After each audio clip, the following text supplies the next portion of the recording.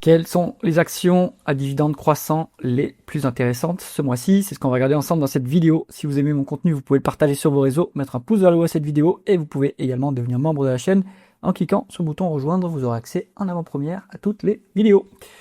Comme chaque mois, on met à jour le screener dividendes croissants sur Investing Pro. Vous avez 15% de réduction via le lien en haut à droite de l'écran si vous souhaitez vous y abonner. Alors, on va passer en revue les critères de ce screener. D'abord, pourquoi est-ce qu'une stratégie dividende croissant est intéressante?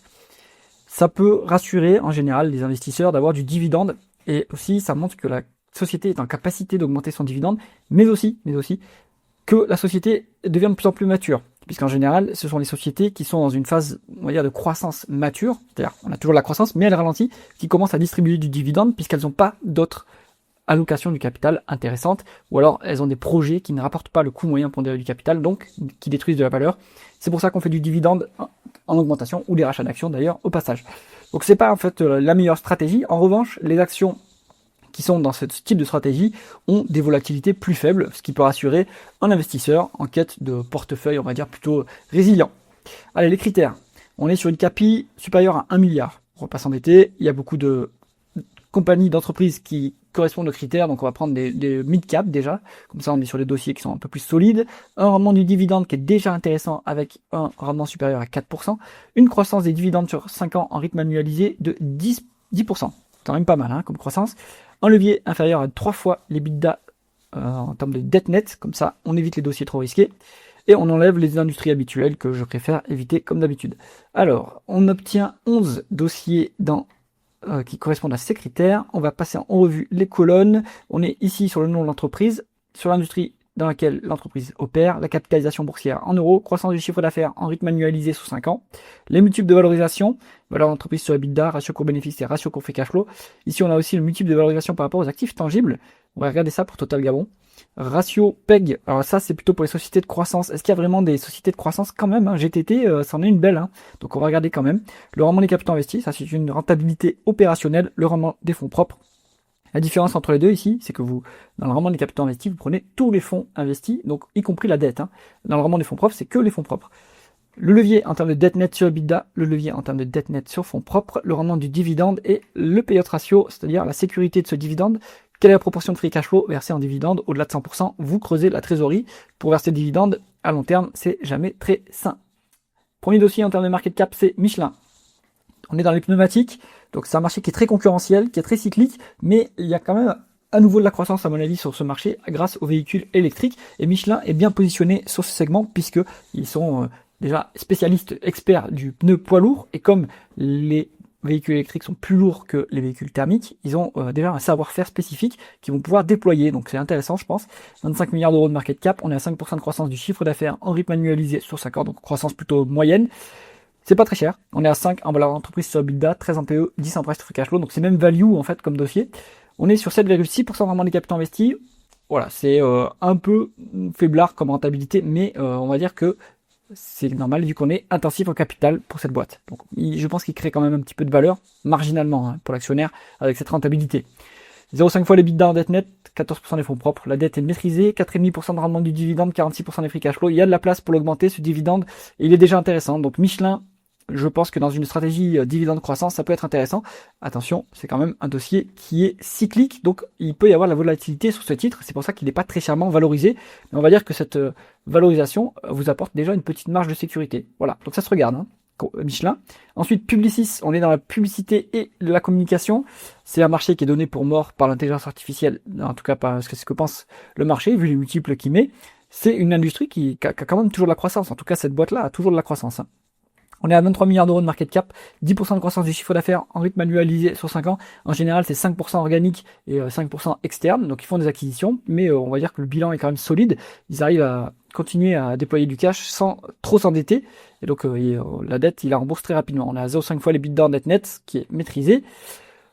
Une valorisation qui est value, on est à 7 fois la valeur de l'entreprise sur EBITDA, 12 en PE, 7 en price to cash flow, c'est vraiment pas très cher. 11% vraiment des capitaux investis, bon comme c'est une boîte qui est pas intensive en capital, c'est facile d'avoir une bonne rentabilité, mais bon elle est pas mal cette rentabilité, donc ils créent de la valeur pour leurs actionnaires évidemment. 4,7% de rendement du dividende, 33% des free cash flow, dividende solide, on va dire, un tiers des free cash flow. C'est pas très élevé comme payout ratio, et pourtant c'est généreux. Donc Publicis, ça a tout à fait sa place dans une stratégie dividende croissant, évidemment.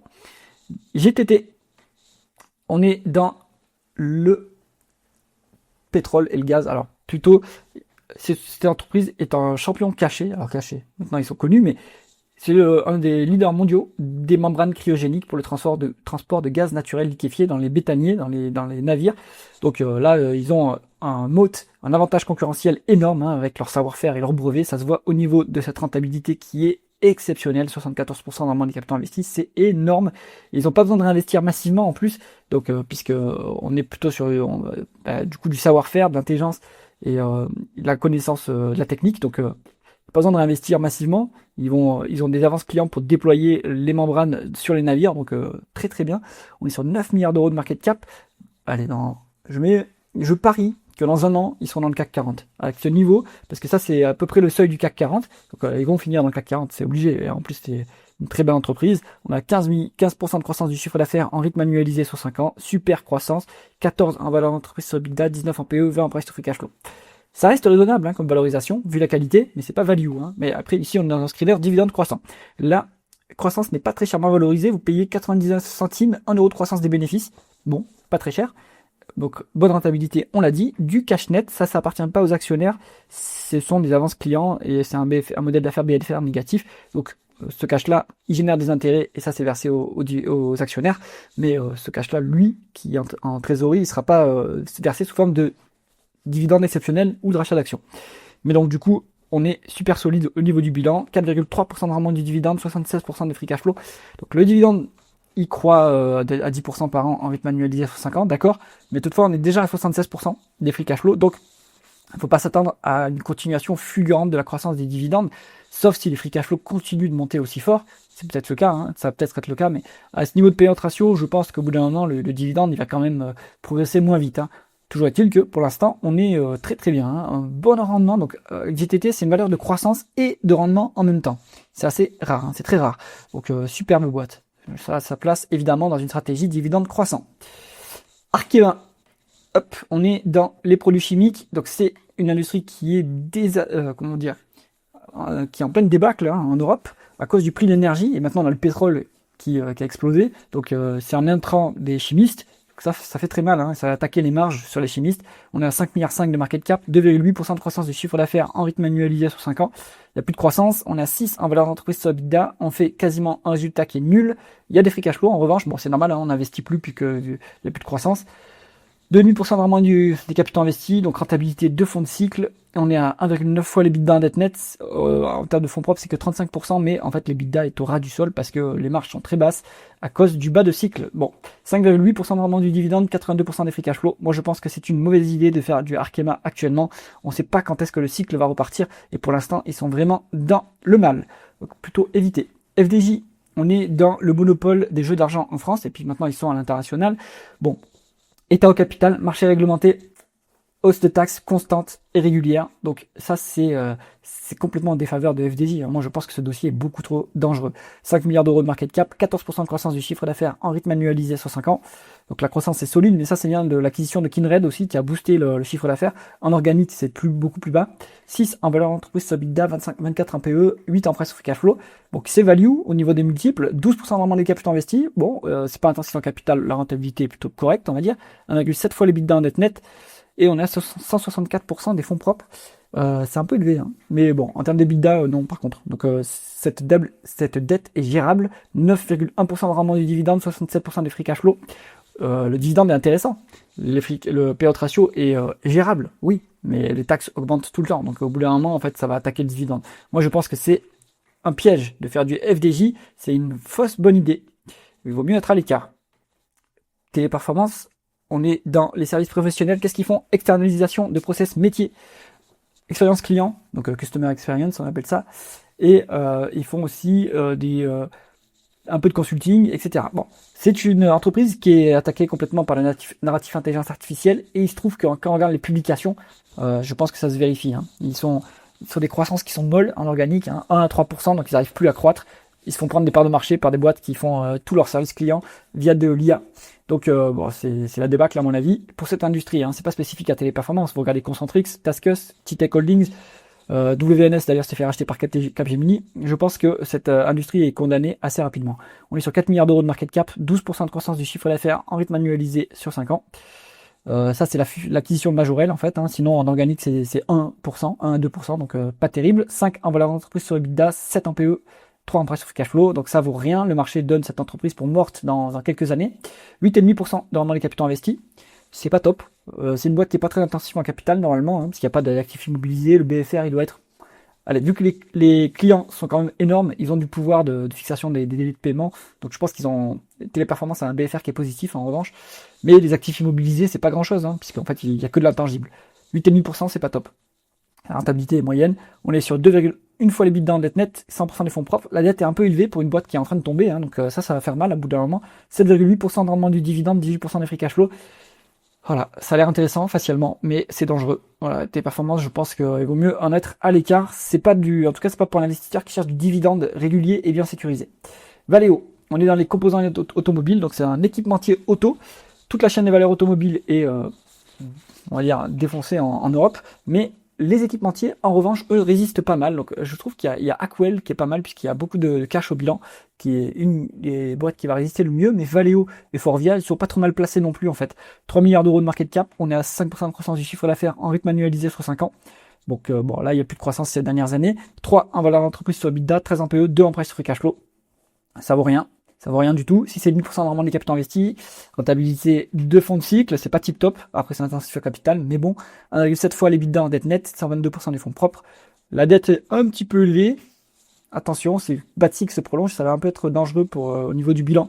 4,1% de rendement du dividende, 7% des free cash flow. Ce dividende est sécurisé. Je pense que c'est pas pour tout le monde, hein. Faire du Valeo, c'est un peu cyclique. On est un peu dans une industrie sinistrée. C'est peut-être pour quelqu'un qui veut faire de la value, mais du dividende croissance, je pense pas. Veralia, on est dans les emballages en verre. Donc les clients, ce sont surtout les vins et spiritueux, qui est un secteur qui est quand même aussi au fond du trou. Si vous avez du Pernod Ricard, vous savez de quoi je parle. Donc Veralia, eux, ils sont dans un oligopole, un duopole même, avec Vidrala. Ce duopole, à mon avis, il y a une entente sur les prix, hein, ça leur permet d'avoir un rendement des capitaux investis qui est élevé, des marges élevées. C'est pour ça que de temps en temps, ils se prennent des descentes des autorités de la concurrence parce qu'ils ont des marges quand même intrigantes. Bon, 2,8 milliards d'euros de market cap, 6% de croissance du chiffre d'affaires en rythme annualisé sur 5 ans. Donc croissance moyenne, après ça ralentit, ça faiblit complètement depuis les 2 dernières années. 6 en valeur d'entreprise sur EBITDA, 27 en PE, 9 en price to free cash flow. C'est complètement value.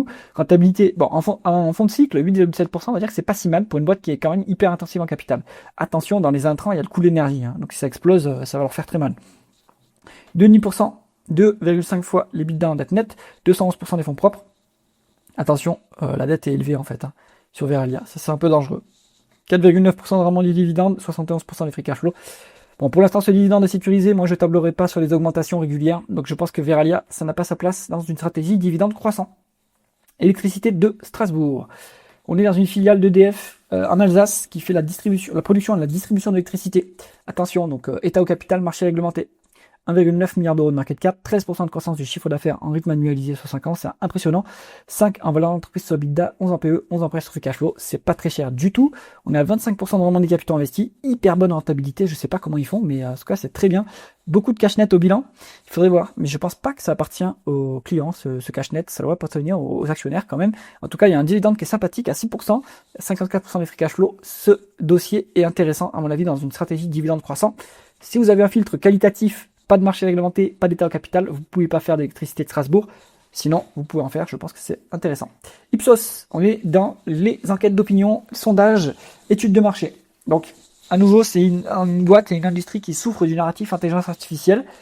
Je pense qu'ils ont un avantage concurrentiel quand même qui leur permettrait de résister à l'intelligence artificielle. Je peux me tromper, ce n'est que mon avis, mais en fait, ils ont leurs propres données et après, ils ont des process métier à haute valeur ajoutée. C'est pas du tout venant. Ici, c'est pas du consultant Capgemini ou on va dire du travailleur de l'agent chez Téléperformance. Ici, c'est du data scientist, donc des mecs, des statisticiens de haut niveau la plupart des employés. Après, il y a des gens qui font juste, on va dire, l'administration des sondages, mais bon, c'est pas le gros, et à mon avis, ça c'est sous-traité. Donc Ipsos, je pense qu'ils sont pas si mal positionnés en réalité. 1,8 milliard d'euros de market cap, 7% de croissance du chiffre d'affaires en rythme annualisé sur 5 ans, solide, croissance externe surtout. 6 en valeur d'entreprise sur EBITDA, 8 en PE, 7 en presse free cash flow. Pas très cher du tout, c'est complètement value. On est à 10% vraiment des capitaux investis. Bon, c'est une boîte qui est pas intensive en capital, mais 10% c'est honorable. On est sur une fois les EBITDA en dette net, 23% des fonds propres, donc ils font des acquisitions régulièrement, c'est pour ça que la dette monte, enfin, elle est pas très élevée, elle est gérable. 5,6% de rendement du dividende, 37% des free cash flow, dividende soutenable. Je pense qu'il y a une augmentation qui va continuer sur le dividende d'Ipsos. C'est une action value et c'est une action dividende également. Voilà, ça se regarde, je pense. Après, c'est un petit peu contrariant, mais beaucoup moins que, par exemple, du Téléperformance, ça c'est très contrariant.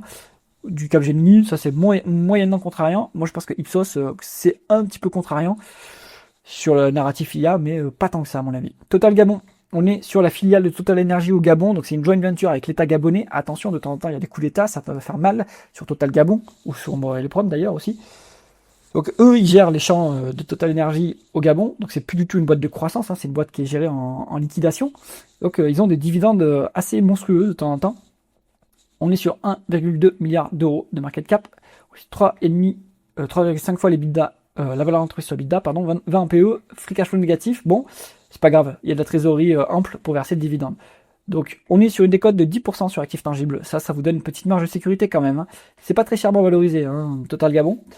Rentabilité médiocre, mais en fait ça sous-estime complètement le cash flow qui est généré opérationnel. Mais bon, c'est pas une boîte qui va créer de la valeur, il y a de l'expansion de multiples. En gros, vous allez avoir de la croissance du cours, mais c'est pas parce que la boîte réinvestit dans elle-même, c'est parce qu'il y a une expansion de multiples. Et après, vous avez du dividende. Alors souvent, de temps en temps, ils font un dividende exceptionnel monstrueux. Il y a une année où on a eu 30% de rendement du dividende sur Total Gabon. En minimum, voilà, vous pouvez avoir ceci, je pense 8%, sympathique. Pas éligible PEA, attention, c'est que du compte titre sur Total Gabon. Alors, on va se faire un petit top dividende croissant. Si on respecte vraiment la philosophie dividende croissant, on veut quand même des boîtes qui sont en capacité de continuer à augmenter le dividende, donc des boîtes pas cycliques. Ce qui veut dire qu'en numéro 1, on peut se faire du GTT. Carnet de commande plein à craquer, donc belle visibilité, très belle boîte, très belle qualité. Du Michelin, alors plutôt du Publicis en numéro 2, si on trie, parce que eux, ils vont continuer à monter leur free cash flow sans problème. Et pour l'instant, ils ne sont pas trop attaqués par l'intelligence artificielle non plus. Ils ont réussi à le prouver dans leur publication. En numéro 3, on peut faire du Michelin. Attention, c'est cyclique, mais je pense qu'ils sont en capacité, vu le payout ratio, d'augmenter le dividende, toujours. En numéro 4, on peut se faire du Ipsos. Je pense que pareil, c'est un petit peu contrariant, mais il résiste, à mon avis, à l'intelligence artificielle. En numéro 5, on peut se faire du Électricité de Strasbourg, mais attention à vos filtres qualitatifs. Si vous ne faites pas d'état au capital et pas de marché réglementé, vous ne pouvez pas faire du Électricité de Strasbourg. J'espère que cette analyse vous a intéressé. Si c'est le cas, mettez un pouce vers le haut et pensez à vous abonner à la chaîne. À bientôt.